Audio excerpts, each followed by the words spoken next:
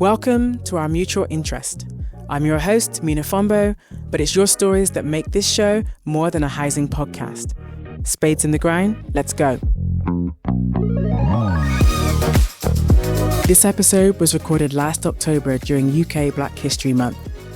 While we value these annual moments, stories that centre Black voices deserve to be celebrated all year round. I caught up with Evelyn James, then the newly appointed anti-racism manager at Tai Pawb, an organisation advancing equality and social justice in housing across Wales. As we reclaim narratives and highlighted some Black folks who inspire us, we hope they inspire you too.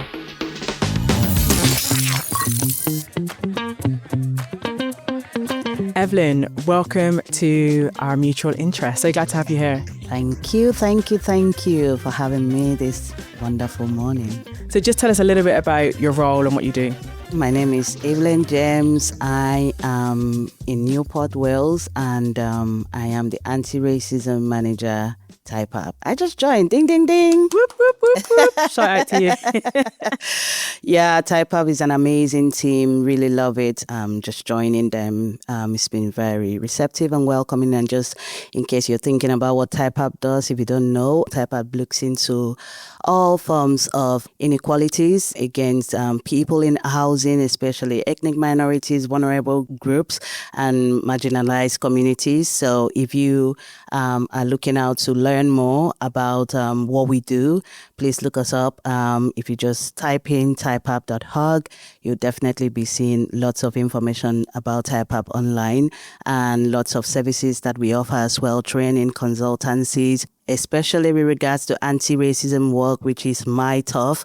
Please, I'm really interested in connecting and meeting with communities out there, local authorities as well, anyone dealing with housing and how we can address inequalities against ethnic minorities. Reach out to me. Perfect. And we'll pop all the links in the bottom of the post as well. So that's great. So listen, it's Black History Month. We can listen to this. I mean, it's Black History Month every month. Do you know what I mean? We know Absolutely. that. But obviously in October, we want to highlight those stories. And so I feel like, over the next year, we're going to be having lots of conversations and we're going to really dig down deep into anti-racism, looking at your role, looking at the work in housing and looking at where we're succeeding. Do you know what I mean? And then equally as important, where we've got a lot of challenges. I like to say where we're failing. Do you know what I mean? I like to say it how it is, but also we can turn that into challenges and things and solutions and so on. But for today, I wanted to focus on just celebrating us as Black people. Because yes, let's go. sometimes we deserve those flowers, and yes, I think we do. There's lots of spaces to discuss. Is Black History Month, in the UK, do we need it? Some people still don't understand why we need it. Some people don't understand where it's come from. There's loads of resources online. We'll put lots of links in this podcast just to kind of people can go and do their own sort of research. But quick summary for you: do we still need it? Absolutely. Like yesterday, like tomorrow, like forever. Yes, please. We definitely need to celebrate our identity. We need to celebrate who we are. We need to celebrate the wins. And it gives purpose. It gives hope as well, because we can surround ourselves with drowning ourselves with all of the issues and the problems that we face day by day. But I think this celebration kind of brings you back to that place where you remind yourself as to who you are, why you're doing what you're doing, especially for activists out there, especially for unsung heroes who people don't get to hear about. And yeah, just owning up to your own Blackness. Be authentic, be real, be happy, be proud of your identity. So it's worth celebrating. Thank you. Absolutely. Celebrate you. And also, I think what's really important to highlight is, I was listening to one of the sort of talk radio channels the other day, and a caller had rang in and was kind of trying to explain it. And I think, don't know his name, I'm not going to reference the channel, but essentially what he was saying, and I think he articulated this perfectly, was the fact that, when we talk about Black history, a lot of people from the colonized countries, by Europeans, and obviously a lot of the people that were enslaved and transported to the Caribbean have always had either like a British history tour or like a French history and so on. And so you can go, if you're born in Wales, for example, or you're born in or Ireland, and people talk about the potato famine, you could go and ask your grandparents and they'll tell you, do you know what? It wasn't a potato famine. It was the British, or the English that took the potatoes. Do you know what I mean? It was part of, that was entrenched. Whereas if you might go to your grandparents, maybe in the Caribbean or to Nigeria, and ask about history, they might say to you, well, we were taught the same history that you were taught in schools in the 80s, which was a British history and about the British Empire and so on. And they may not have had, our own stories told to us, authentically. And so I think part of Black history is really just about celebrating our stories told by us, and which brings us perfectly onto the theme around reclaiming narratives and how important it is for us to tell our own stories. Absolutely. So that said, today I wanted to just reclaim the narrative around who are our heroes as individuals. I grew up with a lot of American influences. Shout out to the Americans. Yep. I mean, it was great and I needed that at that time. But these are also British influences. It could be Nigerian it could be from anywhere. So today we're going to get deep down and dirty into some of our unsung heroes or sung heroes. And we're going to look at public figures. We're going to look at people we know personally. We're going to look at movies. We're going to look at maybe a song, and then we're each going to have one that talks about someone that's just influenced us under any genre, just to keep you engaged and listening and ready for that surprise. Absolutely. So Evelyn, are you ready? Yes, please. Let's go. So hit me. First of all, tell me a person that you know, and why we should remember them, or they go down in history.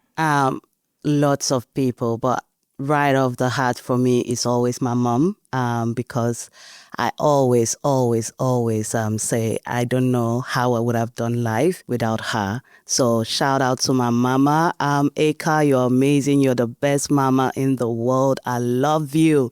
Till tomorrow, till dead, mama. You're amazing just because of how strong you are and just what you've taught me through life, the values you've impacted, the lives you've impacted, the community. You're amazing. And right off to all the mothers out there, I think no one in life would be here without mothers. So yes, when I talk about celebration, people will always say, what about the dads? Yes, dads are amazing. My dad is amazing.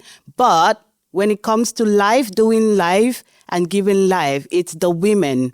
Yes. So yeah, shout out to my mom and shout out to all the amazing women out there who have pushed and who have really, really taught their kids values and brought us to where we are today.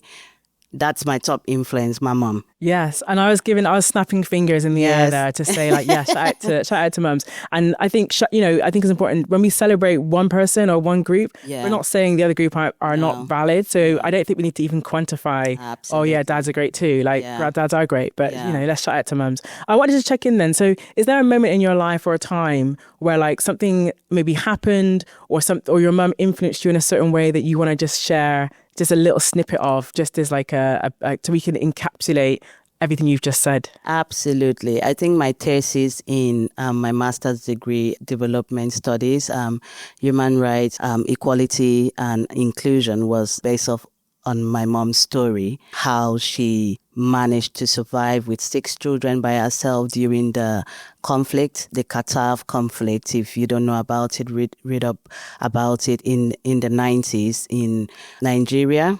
Northern Nigeria, we all know about the religious conflicts between the Muslim groups and the Christian groups. That conflict tore our lives apart for 10 years. And my mom had to practically dig holes in the ground to put us in and cover us with leaves and lay on top of us. And it was such a really bad time. My dad was taken and it was a really tough time for us as a family. So my mom surviving that conflict with 6 children all by herself and moving us to the southern part of Nigeria and just managing again to live through those tough times on the street, back to back, and getting us to where we are today. I don't know how she did it. I don't know where she got the strength from, but she's greatly impacted our lives and just turning that negativity at that point in our lives and still having that positive energy to tell us that we can do life, you are valuable, and you can turn out to be somebody regardless of what life has thrown at you. That really was something for all of us, and that's been my driving force. So my person of interest person that I know, I think for me is a woman called Aisha Thomas. She's based in Bristol. She is just an amazing businesswoman. She's a TED speaker. She's an author. She's an award-winning like D&I consultant, mother, mentor, coach, all of the above. And I think for me, I first came across her work around 2018, and she was in a BBC documentary, and it was at the time she was assistant principal of sort of a really culturally diverse secondary school, an ethnically diverse secondary school in Bristol. She was doing a campaign, and it was called like Beyond the 26, and the documentary was basically looking at the fact that there were only 26 secondary school teachers of Black, Asian, global majority sort of backgrounds within Bristol. There were out of sort of over 1,100 sort of teachers. And at the time, the school population in Bristol was 33% Black, Asian, global majority. So there's a big questions around where are these teachers? What's stopping people from getting through? And I can remember at the time just thinking to myself, well, teaching's like a really low paid profession. Why would I want to support more Black women to go into that profession? So I didn't disagree. I thought what she did was really important. And I remember my educational experience not having any Black teachers. So I was like, I really believe in this, but also we're not going to make any money. That's not going to help us grow as a people, because you need finance in a capitalist society to sort of back you. And so when I spoke to her, and I kind of said, I love what you're doing, but this is how I feel. She was like, well, I'm really glad you felt you could say that to me, because I'm not campaigning to get more teachers. I'm campaigning to get more educators. And she was saying, educators come in all shapes and sizes, not just in the stereotypical teacher that you see in a school. The secondary school example was just one example. And I was like, oh, and the penny kind of dropped then that I was underinformed around what she was trying to do. And I love the fact that she really stands up for educators, whether that's people with teaching qualifications or without teaching qualifications, whether you're a mentor, a youth worker, whether you're a school governor, whether you're a coach. And at that time I did youth work and I was a coach. And I was like, oh, I get it.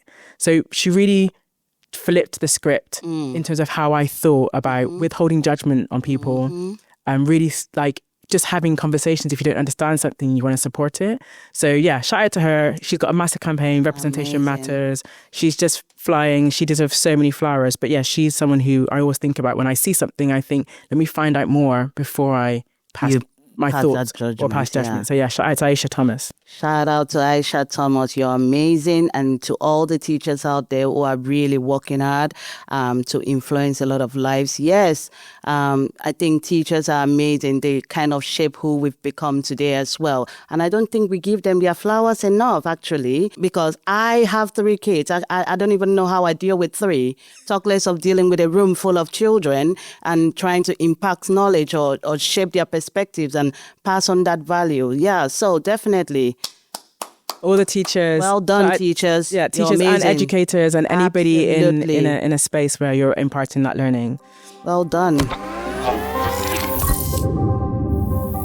Right, let's move on. So tell me about a movie that stands out for you that encompasses, I guess, Black talent. Could be casting, could be directing, story. Oh, I love Tyler Perry. I can tell you for sure. I love Tyler Perry, not really because of apart from him being an amazing actor, his storyline as well is authentic and digs deep, really showcasing culture and really showcasing the gaps in our society, the challenges, and also things worth celebrating, the resilience, faith as well, which is really something that is hugely celebrated in Black history, if you look through our histories and what we represent. So I love his movies a lot. And I think one of the movies recently that I found myself going back to watch is 12 Years a Slave. I love the storyline, the details of taking us back again to grassroots of inequalities and how we've challenged narratives in those space and finding a voice as well. So that for me, I love those movies. So Tyler Perry for you, Yeah. movies, the comedy, the genre. Yeah. I think it's important, again, interesting you mentioned 12 Years a Slave there, because I think that was just a classic story. Stephen Queen, they didn't want to make the story. There has been movies made about the transatlantic slave trade and enslaved people over the years. But I think what was really powerful about this particular movie was it was told by a black man, and obviously he won the Oscar for it as well, which is amazing. Okay, so for me, it's a really bad question because I couldn't then think of like one movie, but I had 4 on my list. So for me, I had The Color Purple, the movie Serafina, Waiting to Exhale, Love and Basketball for very different reasons. But I think Color Purple for me was just such an iconic movie that I watched I watched it probably too young, so I didn't understand it all, but I watched the movie, read the book, Alice Walker, do you know what I mean? And went back and watched the movie, watched the new movie. It just holds a place in my heart just in terms of just really powerful storytelling. Serafina was really looking at apartheid in South Africa. You a musical, love musicals. And I think for me, that really introduced me to the atrocities of apartheid, but through a lens I could view as a child. Do you know what I mean? So that was quite impactful. Waiting to Exhale was the first movie I saw in the cinema that had an all-black or leading black female cast. And I remember feeling so empowered. It's very American, but it was like seeing rich black women living this life of rich black women. And I just kind of saw like Angela Bassett. I was like, you know the movie I'm talking about. Yeah, definitely. Waiting to Excel. Yes, absolutely. Loved it. It kind of reminds me of Girl Strip as well. Yes. Yeah. Queen Latifah, But so I've gone through a few, which is completely cheating, but I'm a film geek.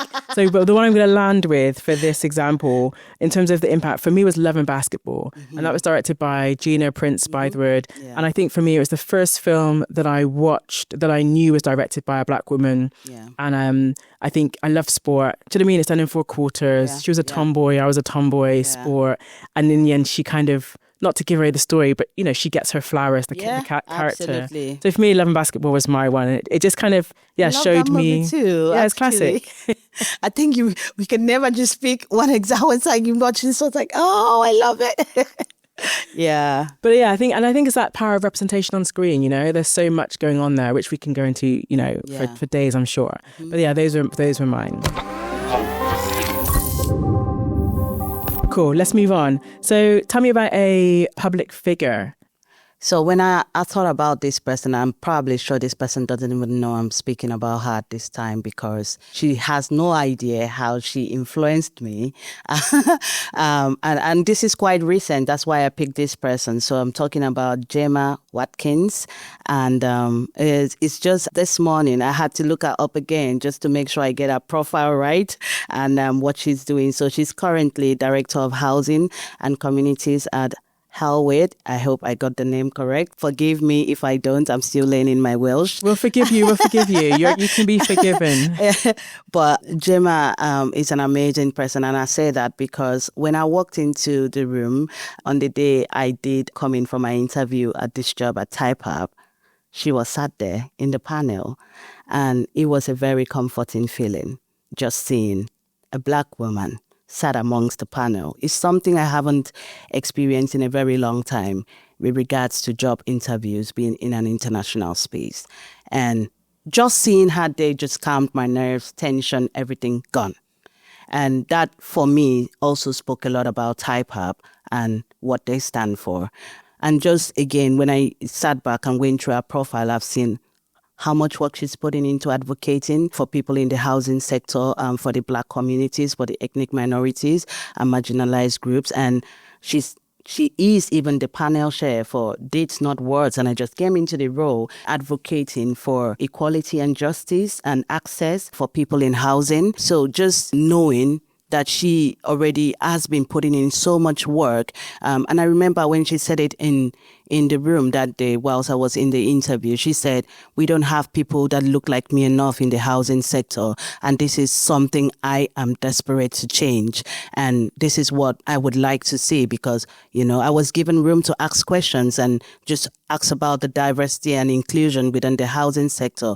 And I've seen the work she's put in, reading her profile. She doesn't know me. I don't know her personally.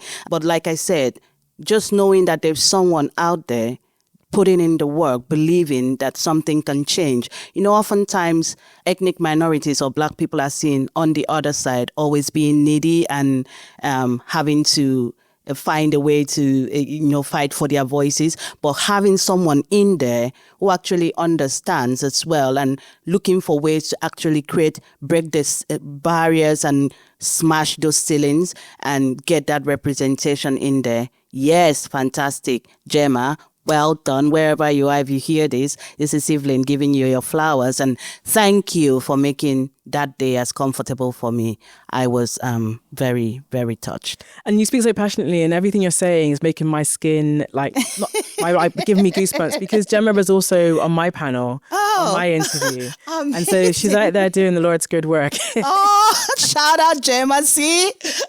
but more importantly, I think for me, the sector is what the sector currently is. Yeah. And we know there's lots of things that we're all doing behind the scenes to change that. But I think what's really great to see is, for me, like the people I talked about so far, I described them as people that some people call them trailblazers. Yeah. To me, they set the blueprint, and it's kind of like they're paving or they're forging paths that have not been forged. Absolutely. And then you see the blueprint as to where you can go in the sector, and they've kind of been there. And I think, probably her influence in supporting other housing sectors, sitting on boards, being part of These Not Words. Yeah. This all speaks probably to maybe her experiences within the sector.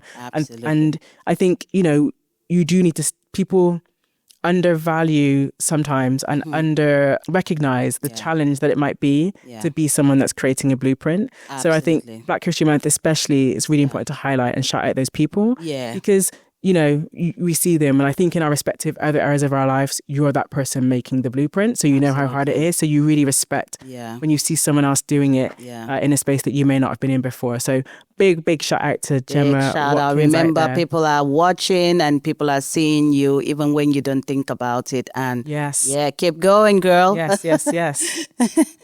So for me, my public figure that I put down was Marvin Rees. So he was the Bristol mayor for 2 terms. What's interesting about him is his grandfather, everyone's story starts before they're born. Yeah. His grandfather is actually from Merthyr Tydfil, which is interesting that I now work in Merthyr Valleys. And I was like, oh, that's so... Even those tenuous links, you kind of feel a connection to. Yeah. But he's like the first Black mayor of Bristol, of Europe. And he's just an amazing trailblazer. We're of similar age. He's definitely been someone that sort of championed and supported a lot of my work behind the scenes in the city. But I think what he represented was really, really powerful in terms of that leadership. Amazing. And from day one, he always spoke very openly and honestly about the fact that, a lot of people don't want me here. They don't want this representation here. Yeah. And whilst I'm in this role, I'm going to do what I can. Absolutely. And I think once you get into positions of leadership, especially as a person of colour, as a Black person, global majority, you find yourself up against so many challenges. And the most hurtful challenges come from within your own community. Yeah. When they're kind of saying, well, now you're there, do this, do this, do this. And it's kind of like, once you're there, it's like, well, it's not that easy. Let me do what I can. So I feel like, like any political figure, you never ever agree with every single policy, but I respect people in those positions, and I respect what he sort of did for Bristol. And the thing for me that was really interesting about his story is that he ran for mayor and he lost the first time. I say he lost, he came second, however you want to look at it. Yeah. But then he came back and he ran again, and then he stayed for 2 terms. Amazing. So I think it just kind of talks about that resilience of people that really want to impact that change. Mm-hmm. And I think a lot of figures that we look at throughout Black history, especially the ones that are really out there trying to make an impact, you come through a lot of challenges and you come up against a lot of resistance on all sides, and you have to kind of forge that path regardless. So shout out to Merthyr Rees. Shout out. And shout out to his Merthyr Tydfil links as well. Oh, amazing. Let's move on. We've got 2 more to go. So song. Give me a song. Wow. Kept thinking about this song. No woman, no cry. Hey. No woman, no cry. I was going to join you, but I didn't want to just come in at the wrong note. because I've been told from time to time that I just don't have the voice. But that was beautiful. So who's that? Obviously we know who that's by, but in case people don't know who that's by, let us know. Yeah, definitely. I mean, I got lots of songs. Another one that recently I think would follow up from the remembrance that was done yesterday in Nigeria is this song that has been in my head. It was like, stand for justice, stand for truth. Right from bed, we've got the word. Judgment give and justice do. Think we know life's worth or something. So it's more like standing for justice and not giving up regardless, and just pressing on your belief, especially when you know that you're doing the right thing and you're standing for the right cause. And that's in remembrance of the protests that happened in Nigeria, the NSAS protests, and the young people and the lives that were lost during the time, just because people stood up against violence against young people. Again, it's about narratives, just thinking that someone is wearing a saggy jean or is carrying dreads and things, and they're suddenly labeled as terrorists or gangs or being a thug or going into Yahoo and scams and things like that. So there were lots of young people that were killed during the time because of things like this. And we remember 2010, that day was a disaster in Nigeria because you had massive protesters at the Lagos toll gate that lost their lives because they stood up against these illegal killings of people and asking the Nigerian government to put an end to SARS. So that's why I remember the song Stand for Justice, Stand for Truth, regardless of what society or what oppressors think. Yeah. Yeah, I hear that. And I think, I'm a British Nigerian, you're obviously Nigerian. Yeah. And I think, we have that connection. And I think, that Lekki toll gate, that what happened to those young people especially, was a real moment for me looking at being, hang on a second, what's happening over there? What can I do? Where do I fit as a diaspora? Yeah. And for me, hence why I'm going to Nigeria this year, just to kind of go and reconnect and absolutely, go and understand my place. It even ties back to the protest that we had here a few weeks back. The Southport protest that happened as well, which extended to more of the racial attacks that we experienced, and even threatened to be held here in Wales as well. And it's just that connection of where the society is. But regardless, what has stood out for me in this situation is good will always triumph over evil, because you will always have people who would stand up against inequalities. And that's important for people to remember, that regardless of the oppressions, regardless of the inequalities, you have a voice. Don't fail to stand up. Don't fail to stand up against these inequalities. And just like Wales did, you had a faction of people that, wanted the riot to happen, but you also had people, communities like Tai Pawb and other organizations as well, all over, coming together and really in solidarity, standing against racial abuse and attacks. And it's important that we remember that and we continue to stand for what we believe in, equality and justice. 100%. I think well said there. Yeah. My song is much more personal in the sense, for me, again, it goes back to representation. There's a bit of a theme here. I went to a white school. I grew up in sort of the 90s. So it was very much hip hop. American culture was kind of like early 90s. I want to hear this song. Well, the song for me was Missy Elliott's Super Duper Fly. I'm not going to sing it or try and rap it that's not who copyright. But and the reason why for me is the song is obviously it's a sick beat, 100%. But I think she was a dark skinned, she was a bigger woman, and she wore Adidas tracksuits when she was performing. Do you know what I mean? And for me, it was very much I can buy her fashion. I could afford it. I could buy it. They had it in my size. A lot of the sort of skimpy clothes that people were wearing at that time, as a bigger girl, I couldn't buy those clothes. So for me, it kind of stood out as, here's a role model. Here's an idol. She's a female rapper in that space that's getting her flowers, and I can dress like her. And, lots and lots and lots of decades later, I'm still running around wearing the same Adidas tracksuits like I'm stuck in a time warp. But there we go. just for closing, a genre of your choice. Lots, actually. But Chimamanda, I love Chimamanda. Yes, Chimamanda Ngozi Adichie, Nigerian again. Yes, definitely.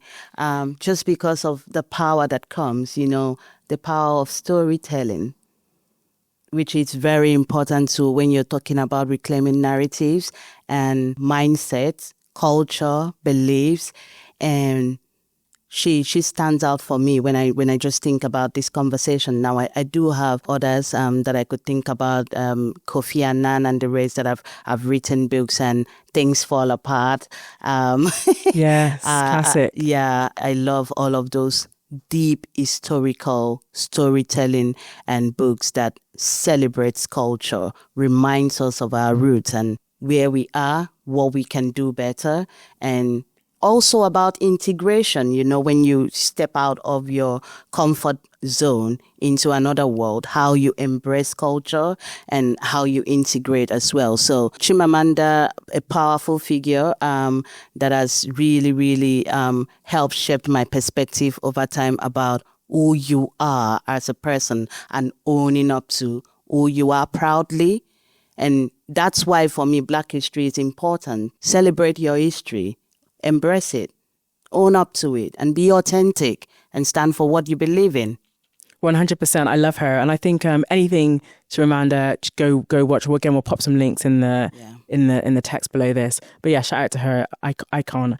I think for me, it's I feel embarrassed to say this. I don't know this woman's last name, but it's more of like it's someone that I met. So I remember being 27 years old. I'd moved to London. I was working for an organisation. I was in a training day, and the trainer came in, and she was like, bigger black woman came in, and she was delivering this coaching course. And I remember just thinking, oh yeah, this is such an amazing course. Like I'm learning so much. This is great. And I couldn't quite put my finger on why I felt so like lifted and just like the energy. As I went through the day, I remember realizing that I'd never had a formal lesson or discussion or been formally taught in a space by a Black woman before. I spent my whole formative years only ever having white teachers and white educators, school, college, university. And so at 27 years old, I remember sitting there thinking, oh my God, like this is everything. Do you know what I mean? And so I thought it was just amazing. And I really ran, with that whole coaching profession, and just really advocated for that. But that really made me realize again, the power of representation, the power of having an excellent trainer, excellent coach, someone who exuberates what they do and loves what they do. And so, I don't know your last name. I couldn't find you. I said the first name anywhere, but her name was Tracy. She was a coach in Islington in London way back in the day. Ooh, and shout out to Tracy and all of those people whose names we don't know, whose interactions that we have or surnames we don't know, or teachers, trainers, educators, looping back to that education can come in any space. Shout out to all of you because they do impact us. Amazing. Absolutely. Thank you so much for having me. Honestly, Mena, you're amazing as well. And I love that you've created this space. You're also worth celebrating. I celebrate you for doing this podcast. Yes, absolutely. Creating this space for us to actually talk about this is important because a lot of times the gap is there and we don't have the space to do that. So reclaiming narratives is exactly what you're doing. Creating the space for us to have these conversations and actually change that narrative. So thank you. Thank you for doing this, Mena. Evelyn, you've been amazing. Thank you so much. Big shout out to all of the unsung heroes, sung heroes, everyone we've listed today. We'll pop all of their contents, details, in the post below. So do follow them up. Do get in touch with them. Obviously, yourself as well, Evelyn. You're an unsung hero, or maybe you're a sung hero. I keep saying unsung. But I think taking up space, do you know what I mean? Reclaiming the narrative and profiling and highlighting other people in the community is 100% who you're about and highlighting other businesses, entrepreneurs, leading people within Wales as well, especially. Yeah. So, Evelyn, you've been amazing. Thank you so much. We'll see you all next time. Definitely. Bring me back on. Our mutual interest is powered by Merthyr Valleys Homes.